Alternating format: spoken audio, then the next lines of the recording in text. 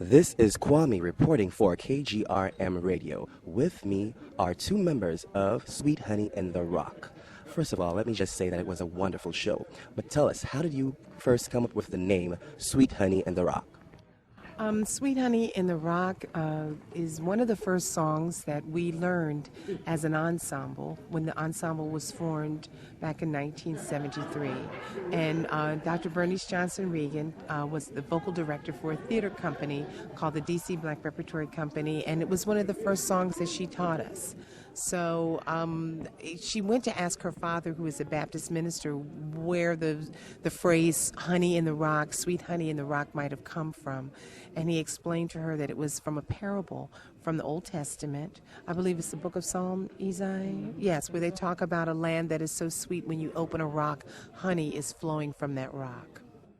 Now, in your ministry, you pull from the Negro spirituals, hymns, gospel, even jazz. How important is it to use such genres in your music ministry? Well, we try to perpetuate a tradition, and all of those forms come out of our tradition. So you will hear us doing even songs that go back further, songs that come from African rituals and traditions, and then began to evolve here as spirituals and then blues and then gospel. So you'll hear us doing all of those forms and expanding on those forms and creating new ones or singing forms that are more contemporary as well. What message is brought about by your music? I feel that Sweet Honey in the Rock has a very all-inclusive, uplifting message. We want people to be reached. We would like to know that someone heard something in a concert, on a CD somewhere, Sweet Honey material that touched them and may have changed them for the better, made them think about something differently, helped them to get a better understanding from a cultural perspective or political perspective. The music that we do embraces all people, and we want all people to be uplifted from our songs. What advice can you give to other young African American women? Ooh.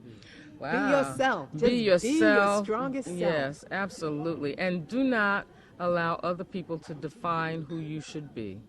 We are multidimensional, and we should be allowed to express that.